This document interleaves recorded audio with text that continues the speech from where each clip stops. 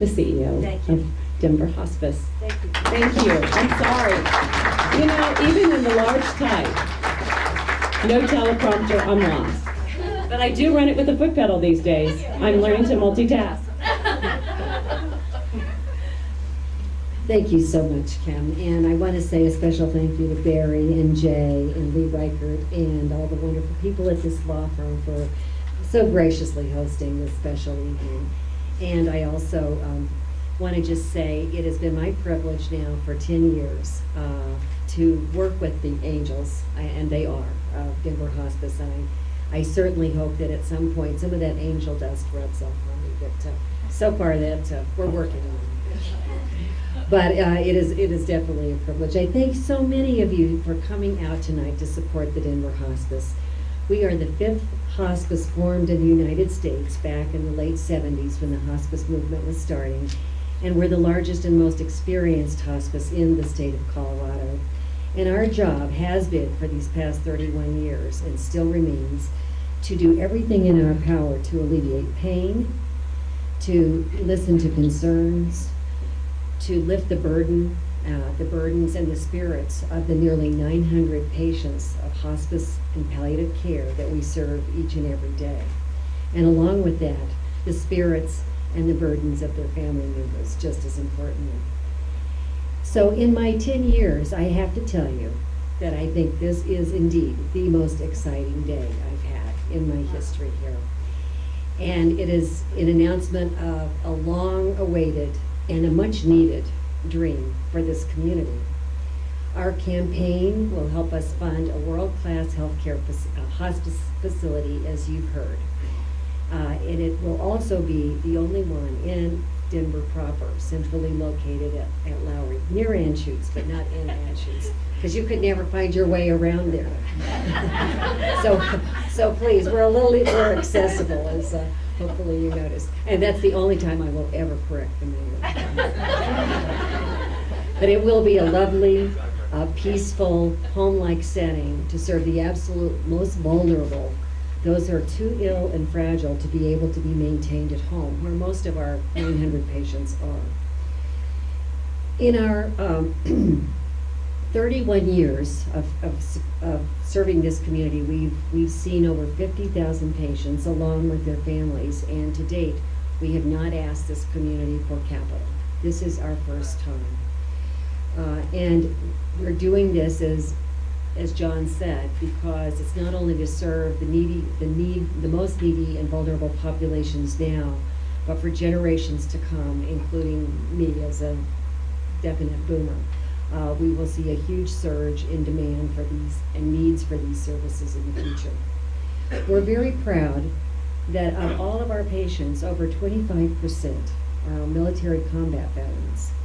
We're the preferred provider for the VA hospital, the VA state nursing home, and we have very special programs to serve the special needs of this population.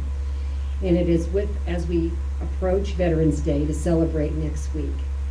It is a very special introduction I want to make of Linda Childers, who's the president and CEO of the Daniels Fund, and she will tell you about an exciting announcement to honor the great legacy of the late Bill Daniels, who was a naval fighter pilot in both World War II and the Korean conflict. So thank you, Linda.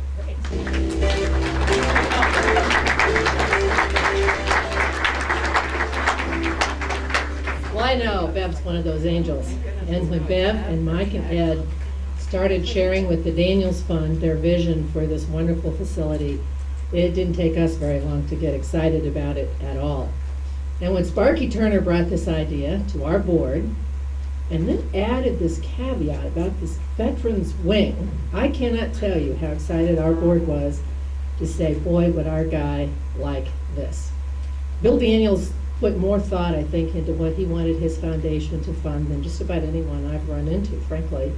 And in the area of aging, it was motivated by Mom.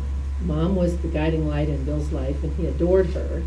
And he watched her age and lose the dignity, and it became a very personal thing for Bill. So when he wrote the directions for the work that we were to do with his money in the aging area and end of life, and when Bev and Mike and Ed came to us, we said, this one really fits.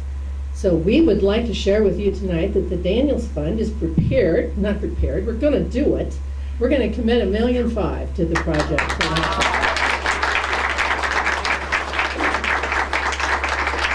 don't think you can cash this check yet, but here's a big one.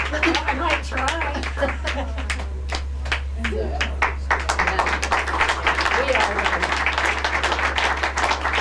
We are just thrilled and honored to be part of this great project and to have it right here in our Denver.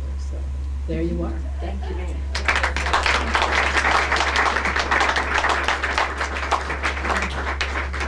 And thank you so much, Linda and Sparky and all the people at the Daniels Fund, because with this lead gift, we're really launching our capital campaign, and it's a very bright signal to the rest of our community that this is a solid project and one to believe in. And I'm so excited to tell you that we have incredibly favorable bridge financing in place through KeyBank. We have world-class architects, MOA, who are here tonight. As you've seen their designs, their lovely designs we've worked on for, a long time, I think. A few iterations. And also, absolutely wonderful general contractor we selected just this last week, Franzen and Pittman. And we will have our groundbreaking on December 1st.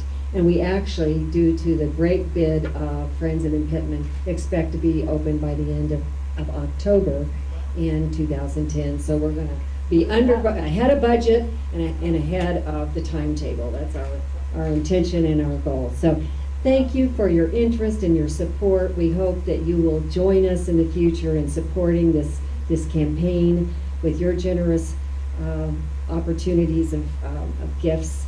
And in the meantime, I would just say thanks for being here. There's fabulous food and drink thanks to Camlet and Reichert. And please mingle, ask questions, and let us know what you think. Thanks very much.